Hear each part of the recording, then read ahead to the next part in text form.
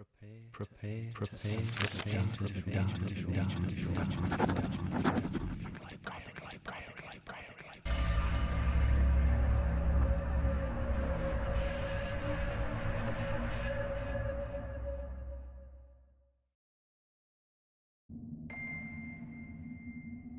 No one suspected anything for years.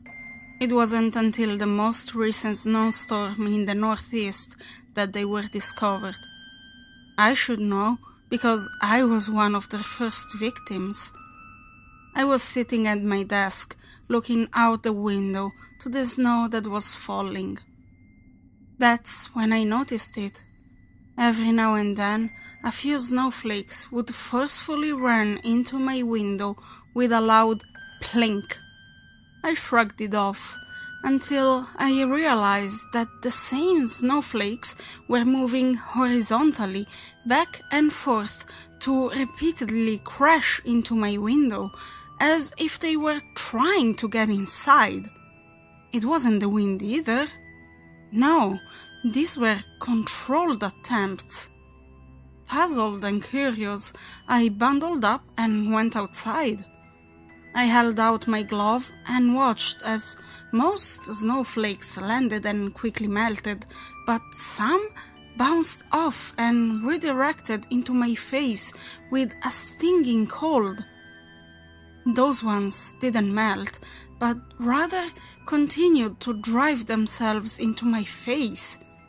One managed to find its way into the corner of my eye.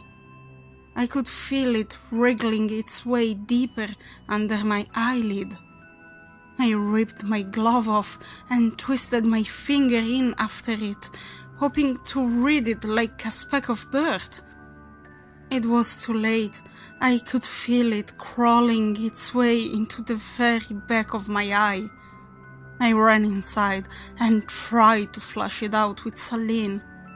A few minutes later, I stopped feeling it move.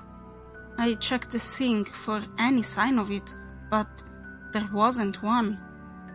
The next day at work, I had the worst headache. It wasn't just a pounding headache, it was crushing, head-splitting. The worst pain I had ever felt. A co-worker offered to drive me to the urgent care clinic. I was quickly examined and sent home with a prescription for painkillers, lots of water, and rest.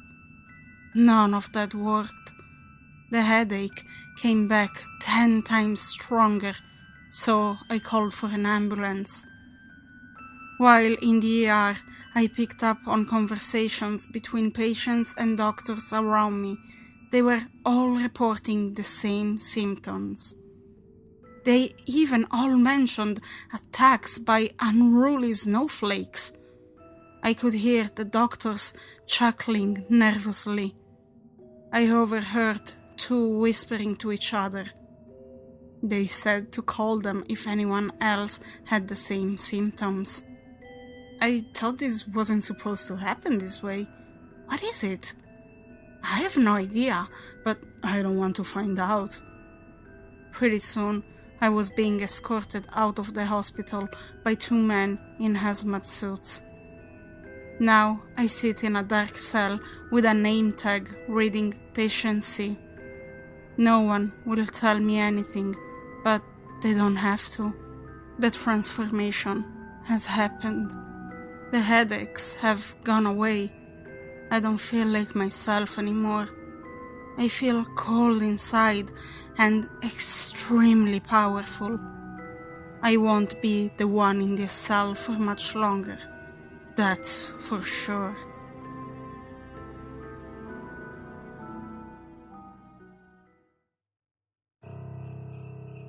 They say that Christmas is a time for cheer, for mirth and jest with those you hold dear. But who are they, and what do they know? Do they not sense what comes with the snows? Because bright lights, gifts, and pointed trees are not the only things the learned will see. When the nights grow long and the days turn cold, out they come creeping, cruel, cunning, and old.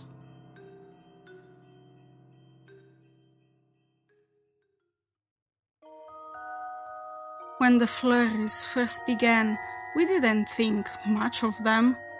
Granted, we didn't normally get snow so late into spring, but it wouldn't have been the first time winter gave us one less kick in mid-April.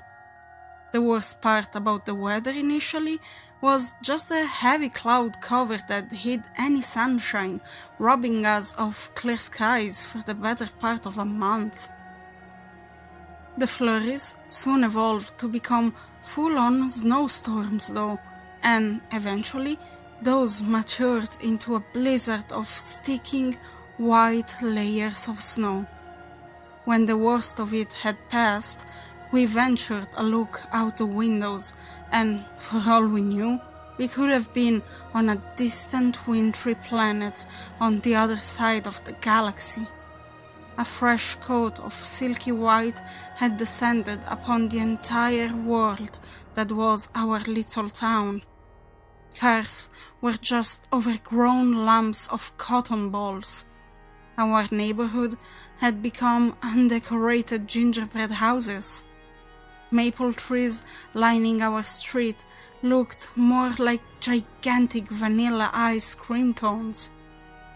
The oddest part of all, however, was that the snow was still falling, even though the sky was now a vibrant blue, not a single cloud visible.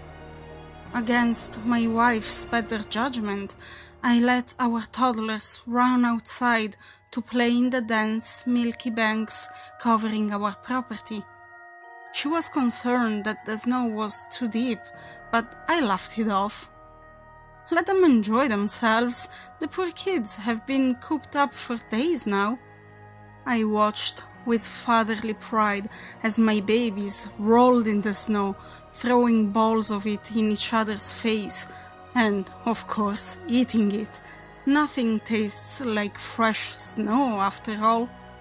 The snowflakes were definitely perfect snowball material. Wet and sticky, microscopic pearls that painted our town ivory. And then they hatched.